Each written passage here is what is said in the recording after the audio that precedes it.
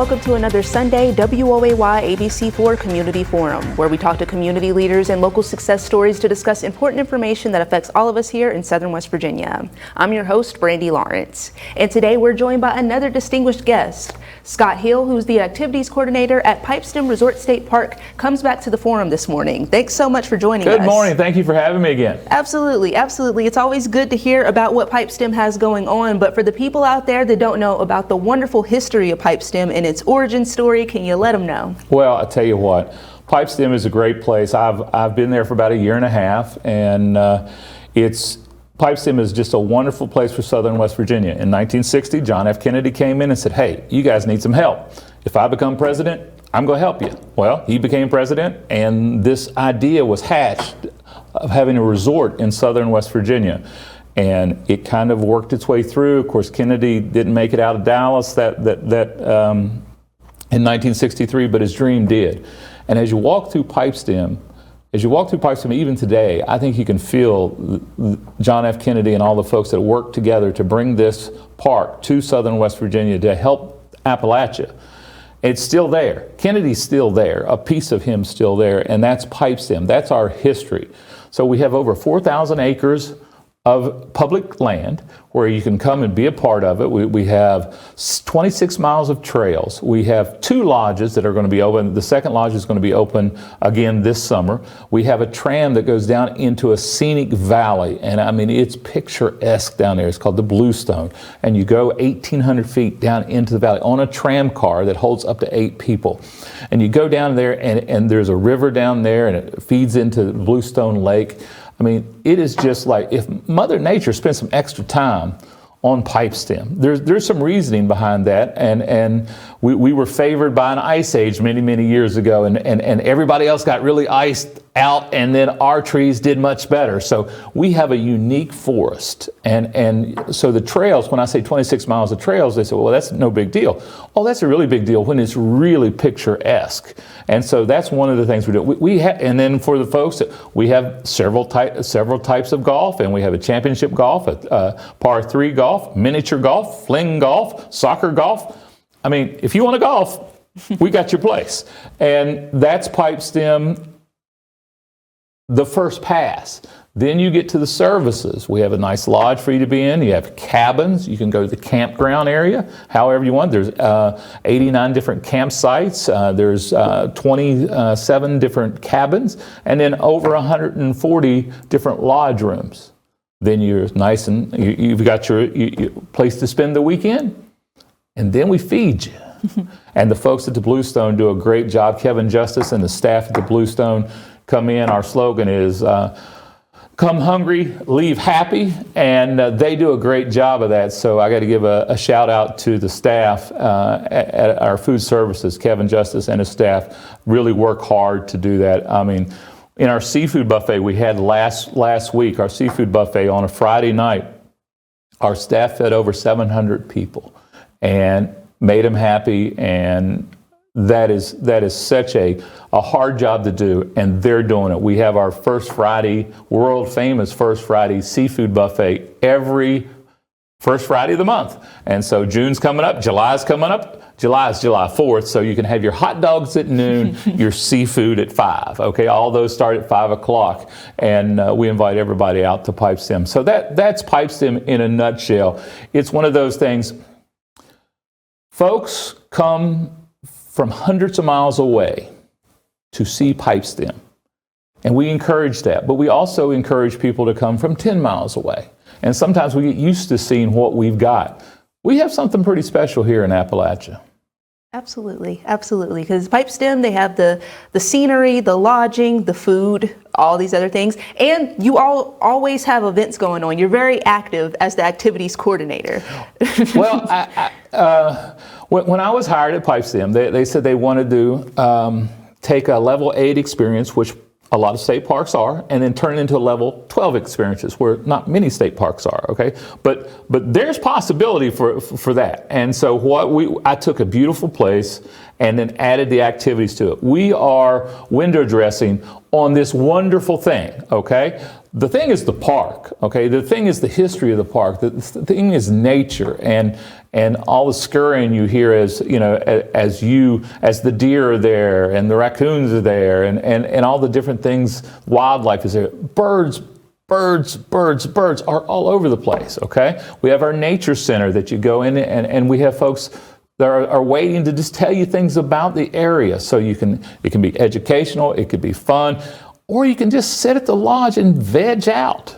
Okay, you can do that. Wait till 5 o'clock till the buffet starts, okay? And so we bring all these things together in southern West Virginia, and sometimes our local folks kind of forget about us. So one of my things as activities coordinator, one of the things that we're trying to do is build up a reputation of, we don't know what's happening at Pipestem on Friday or Saturday, but something's happening, okay? We could go look on the internet, or we could just drive up to Pipestem and see what's going on, and that's what we have. We have music every Friday and Saturday, and at the Black Bear or the amphitheater, so we have got something going on every Friday and Saturday throughout the summer, and this particular summer is important. It's our anniversary. It's our 55th anniversary. There's 55 counties. There's 55. We've been in business 55 years, and now we have 55 artists coming in to Pipestem on Fridays, Saturdays from the beginning of May all the way through October. So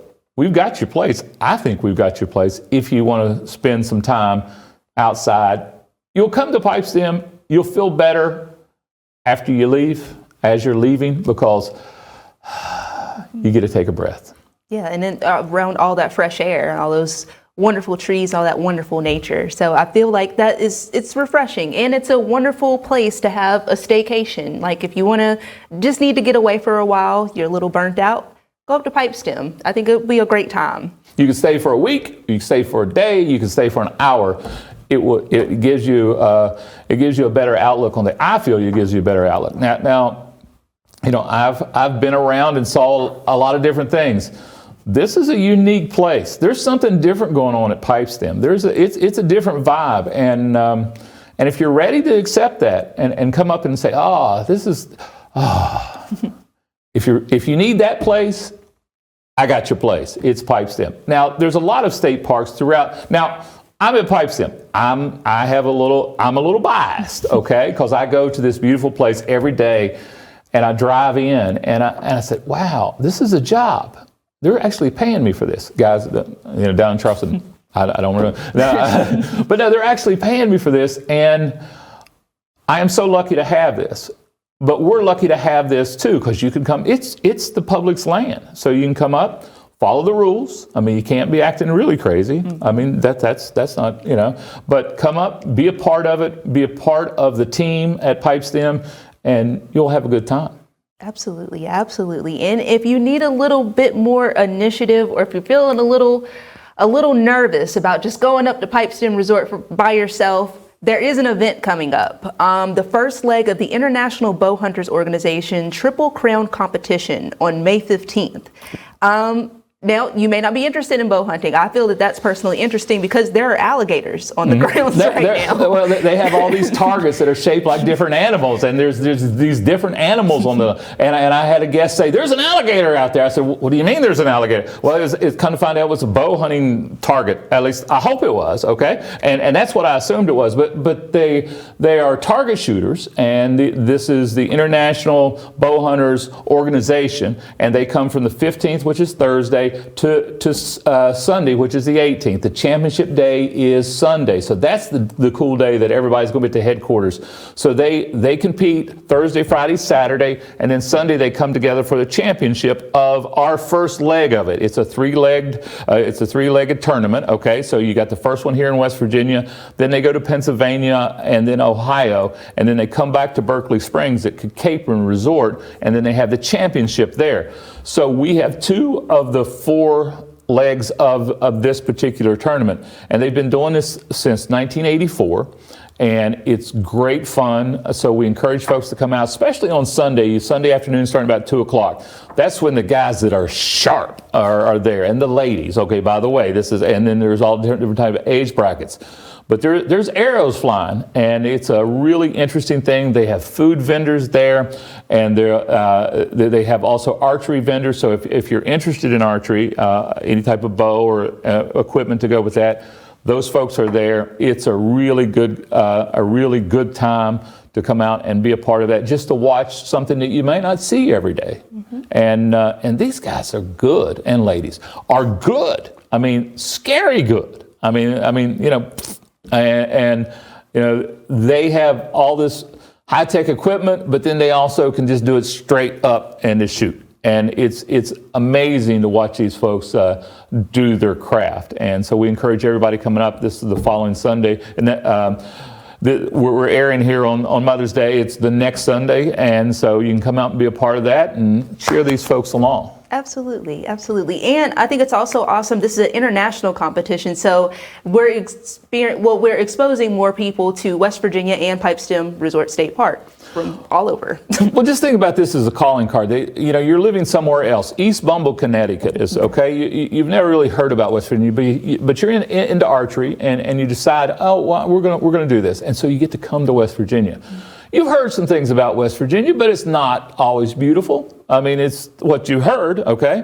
But then you come to Pipestem, and then we treat you right. Then Kevin's staff feeds you at the Bluestone, and then you have this archery contest, and then you go back to East Bumble, Connecticut. What are you going to say? You're going to say good things about West Virginia. So the more folks that we get in our doors here at in southern West Virginia and throughout the entire state, but especially southern West Virginia, the more folks we get in our doors, the better off we're going to be long term. And the more folks are going to go back to their East Bumble, Connecticut and say, well, let me tell you about West Virginia. And not only is it beautiful, the people are nice, and daggone, they feed you all the time. and you know, and this is not our park, but you know. And have you ever been to Tudor's?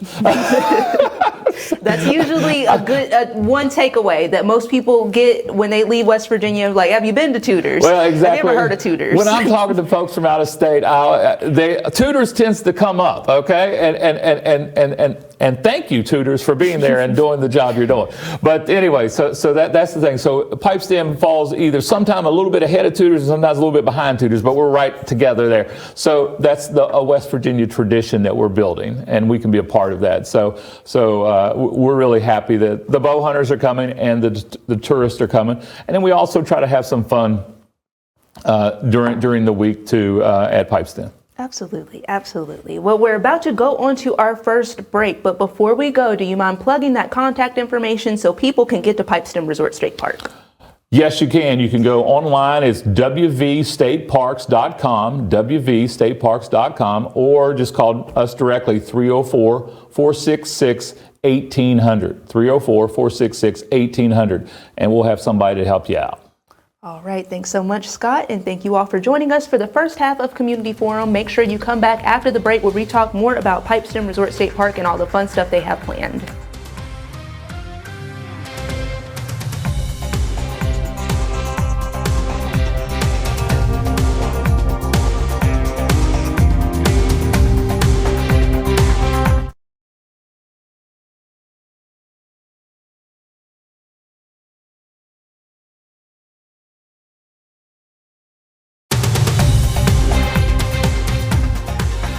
Welcome back to Sunday Community Forum. I'm here with Activities Coordinator Scott Hill from Pipestem Resort State Park, and we're talking about all the cool stuff that they have going on and that they have planned for this year. So it's May. We're rolling up on June. The year's going by real quick. That's it. Say. Boom, boom, boom. You know, Mother's Day buffets today, 11 to 6. So if you haven't got Mother's Day, you say, hey, Scott said to come to Pipestem, and we got a Mother's Day buffet for you. So we have that. And then we get it further into June. Of course, our music starts at the Black Bear Fridays and Saturdays all through the summer. So we have bands coming there. And then we also try to have a little fun. The last day, the 31st, we're having a Bigfoot hollering contest, okay? And we invite folks, that's at 5 o'clock. We invite folks to come out and give their best Bigfoot holler. Now, We don't know if it's a call to bring them in or to chase them away. We don't. It's 5 seconds to 20 seconds. You have to. Your holler has to stay in that range. All right. The only rule is there's different age brackets. So there's the little guys, the teenagers, then the open bracket. But the only rule is that's really enforced is if you call a Bigfoot in, you got to take care of it. So as long as you know that, that's right. I don't need no extra work. So if you're really good and you call a couple Bigfoots in, you have to deal with it. I'm not dealing with it. All right, that's the only rule. We're going to have trophies, and this is the second year we've done this. Last year we had some great calls. There were some Bigfoots on the perimeter, but they didn't come in, okay? So now they might be knowing what's going on, or maybe our hollers are getting a little better, I don't know. But that's at the end of May, that's Saturday, the last day of May, and at 5 o'clock right there at the Black Bear Grill. And so that's our big May fun event. And then June we have an event. And June we have an event, it's right before Father's Day. So all your bearded folks out there, you know some folks with some beards, right? Yes. Okay. Yes. Well, the bearded folks, we're having the best beard contest at Pipestem. So there's going to be prizes for the widest beard, the longest beard, and then the best overall beard. And we also have a mustache category. So that's going to be fun stuff there. So we have these things that, yeah, we have our music and we have our history and we have all these different cool things, but then we have some fun stuff too. And the Greenbrier Valley Brewing Company is helping me with both of those events, and they're helping sponsor those events. So big shout out to the Greenbrier Valley Brewing Company, and they'll have a special event. And then in October, little sneak peek. We hadn't even got to. It's not even on the website yet, but we have Homer Hickam coming for October Skies Day, and so we're going to have a little mini Rocket Boys festival in October. So we got Homer coming out. He's agreed to come to Pipestem and meet the folks, and we may even try to get permission to shoot a rocket or two off of state parks, and so we'll have to see about that. But we're going to at least make some rockets. I don't know if we'll be shooting them, but I'm trying. So that's kind of what we got for the extra fun events at Pipestem. Absolutely. It does sound like a lot of fun. So we'll put that on our calendar for October. So we'll come back to that. Okay. But as for the Bigfoot contest, you guys might want to do that at your own risk. Because, I mean, if nobody caught a Bigfoot last year, then we don't know what their temperament is. So you don't know what you're dealing with if you call one of these Bigfoots in and now you have to be responsible for it. Well, my concern is really, I mean, if the holler is more of a warning, say, hey, Bigfoot, stay away. Mm-hmm. But if the hollering turns into some sort of come on down, then we got a problem, okay? Yeah. So I don't know the difference between the two. So that's why the rule is that you basically, if you call in a Bigfoot, you got to deal with him, but on May 31st, and you know we'll just have to see. I mean, Bigfoot has been sighted a lot of places. I mean, if you ever turn on the History Channel or Discovery Channel or whatever, there's Bigfoot information out there all the time. Somebody's seeing something. Yeah. And so we're going to see what we can do, and if you have the right holler, you never know who's going to be coming in. Yeah, make sure you do your research first, and make sure you know if you're calling or if you're trying to warn them off. That's right. And it's a free event. It's a free event, just like the beard contest. It's a free event. And last year we had about 25 folks, and we had callers from age 5 to age a lot more. Okay. And we have trophies for that, and the reason we have age divisions is you just get a little different, the younger guys are out there and they're doing great work. And the middle guys are a lot louder, and then you can never tell about the open division. I mean, and we had several lady winners last year, and it looks like it's going to be a big event this year. And we've moved it up to the lodge, so you're going to have a big audience, and we're going to have to warn our stay. If you plan to stay with us that last weekend of May, there's going to be some hollering going on between 5 and 6 o'clock. And then the band goes on at 6, so we have music after that, and from 6 to 8. So it should just be a great time. It sounds like a great time. So if you're lodging up there around that time, don't be alarmed. They're just looking for Bigfoot. So then we've got, you all have a Hall of Fame that you all do. I think, do we have an induction scheduled for this year? Yes, we have several inductions going on. Once a month is what we're going to do, and we have several different deserving West Virginians that are going into the Hall of Fame as we go, and we announced those 2 weeks before of the induction Hall of Fame, and we will have John Ellison, Some Kind of Wonderful. John Ellison is going to be part of our Hall of Fame. We're really pleased that he has agreed to be a part of this. And Devil Anse Hatfield, somebody from the history of West Virginia, is going to be there. And Devil Anse is such a great story. They're all great stories, but Devil Anse's particular story is, his life started out a little rocky, and as he went through it, he gained knowledge, and at the very end of that, he came completely around from where he was at first. So it's a story of, Devil Anse Hatfield's story is a story of redemption. Okay, there was some tough stuff with the McCoys, and there were some bad things that happened, but eventually he came around and he found his path. And so Devil Anse is such a shining light of what I call Appalachian redemption, because he was down one path and he turned around and came back another, and this other path was just much more solid. So we're going to represent him, and hopefully we'll have members of the Hatfield family that will come, his descendants, and be a part of that. Because there's Hatfields a lot of different places in West Virginia. There's a bunch of them, and so we plan to have some of those folks up, and we make a big deal out of hanging the picture on the wall, and he goes up, with Mary Lou Retton is there, Homer Hickam is on our wall, and Steve Harvey's on our wall. There's a lot of folks that are on our wall that are it's great stories, and it's good to show. Our Hall of Fame makes my chest get bigger each time I walk through it, because there's a lot of good people that have called West Virginia home, and we're lucky to have them, and we're lucky to be able to share their stories through our West Virginia Hall of Fame at Pipestem. That's wonderful, and it's inspirational to.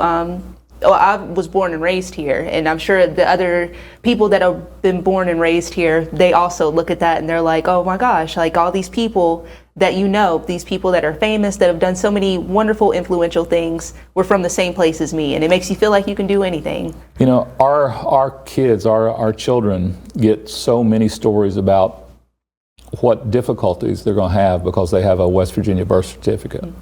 And it's important to try to offset that with some of the positivity of having a West Virginia birth certificate. These are these other folks, and sometimes we have to grow up and leave in order to do these great things, but that's okay, as long as you find your way back. Yeah. And the joke is, dark-haired people leave the state, silver-haired people come back. Well, maybe we'll shrink that down a little bit, okay? But we need to remind our young people that there is some disadvantages of having a West Virginia birth certificate, but there's also some advantages, and one of them, we're great storytellers, so help go out and tell that story, and we have a different feel about us than a lot of different places, so embrace that, and that's what we're trying to share at the Hall of Fame at Pipestem. Absolutely, and I'm glad you mentioned the storytelling aspect, because really, I became more proud of being a West Virginian from hearing the stories about Appalachia, about the things that have happened here, about the people that have lived here, and the people that have dedicated their lives to making West Virginia better. So I feel like telling those stories, especially to younger generations, will really instill them with that pride of West Virginia too, because it's a wonderful place. A historical place, just a beautiful place, honestly. For a bad rap that we get from other people, you really have to be here and see it to know. Well, by nature, we are not boastful people, mm-hmm. Okay? Some areas are boastful, okay? It's part of their culture, okay? We're not boastful people. We do great things, shut up, and go home, mm-hmm. Okay? So it's our responsibility as storytellers to see those people go do great things. The Homer Hickams of the world, to tell that story, okay? And all these different stories that are out there about West Virginians. So we don't pat ourselves on the back. So it's our responsibility, mine, yours, and the storytellers out there, to remind people here in Appalachia that we got some stuff going on, and here it is. We don't talk about it ourselves, but we're going to have these other folks do it, and that's where the great storytelling comes through. I think that's the root of the great storytelling, because we don't talk about ourselves, but we talk about others, and that's part of our tradition. And I think it's a better way than saying, "Hey, I'm great," even if you might be great. Yeah. I mean, you do great things. You pack up your stuff and you go home. And there's no talking about that. I just did, okay, fine, that's what I did yesterday. I'm going to do something else great tomorrow. So that's a part of our tradition. Absolutely, absolutely. But we are great. We are absolutely great. In case you missed it. In case you missed it, we are great. And this is coming from a born and raised West Virginia. We're great. Okay. Don't ever doubt that. That's right. Okay. So Pipestem is coming up on its busy season. It's getting warmer and everything outside.